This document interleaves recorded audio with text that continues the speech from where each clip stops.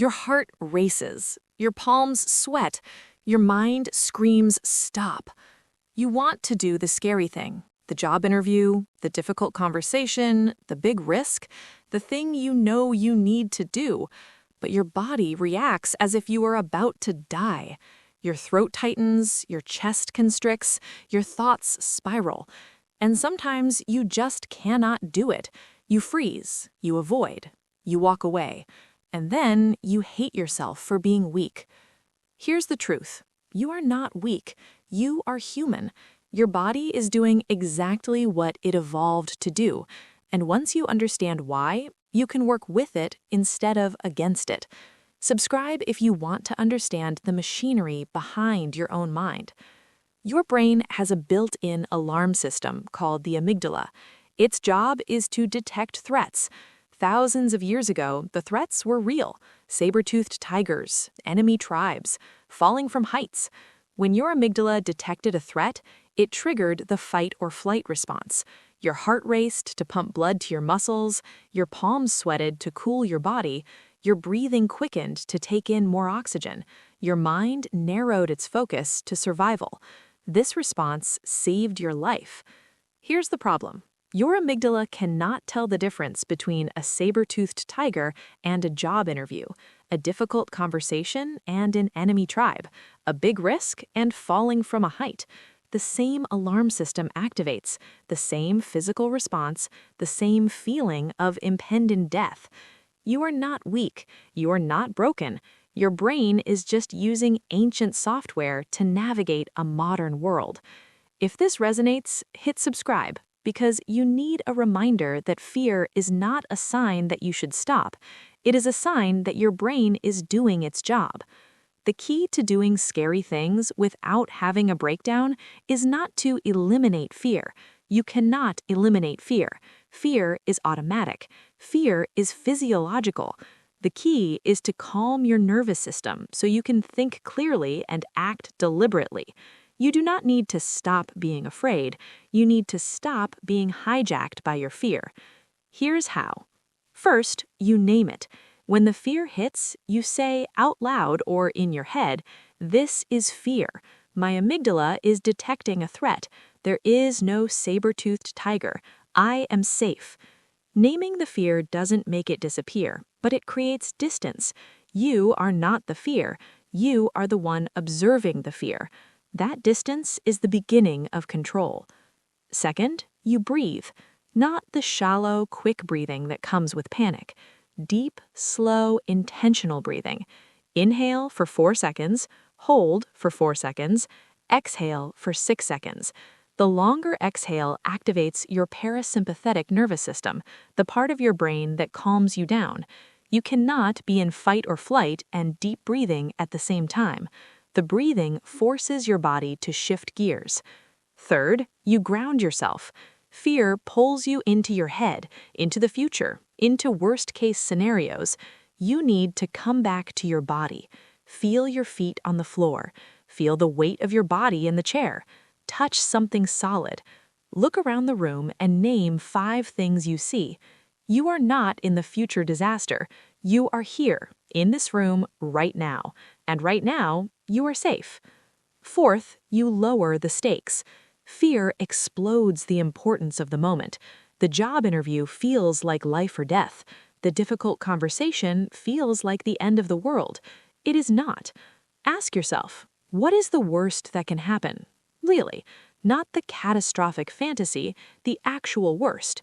You don't get the job. They get upset. You feel embarrassed. And then what? You survive. You try again. The world does not end. Lowering the stakes takes the oxygen out of the fear. Fifth, you break it down. The scary thing is overwhelming because you're looking at the whole mountain. Don't climb the mountain. Take one step. Not the whole interview, the first question. Not the whole conversation, the first sentence.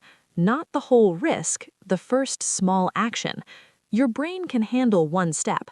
It cannot handle the entire mountain. Give it one step.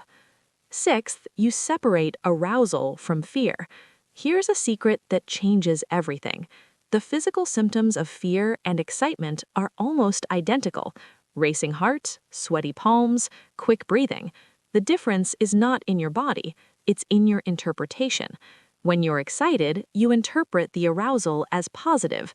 When you are afraid, you interpret it as negative. So you reframe. You say to yourself, I am not afraid, I am excited. My body is preparing me to perform. The feeling doesn't change, but the meaning changes, and the meaning changes everything. Here's what happens when you practice these techniques. You stop avoiding. The scary thing stops being a wall. It becomes a door. You still feel fear, but you don't let the fear make the decision. You feel it, you breathe through it, and you walk through anyway. You stop spiraling. When fear hits, you have tools. You name it, you breathe, you ground yourself, you lower the stakes, you break it down, you reframe. The spiral stops. You stay in control. You start building evidence. Every time you do something scary, you prove to yourself that you can. Your brain updates its threat assessment. That thing that felt like death? You survived. Next time, the fear is less. Not gone, but less. Courage is not the absence of fear.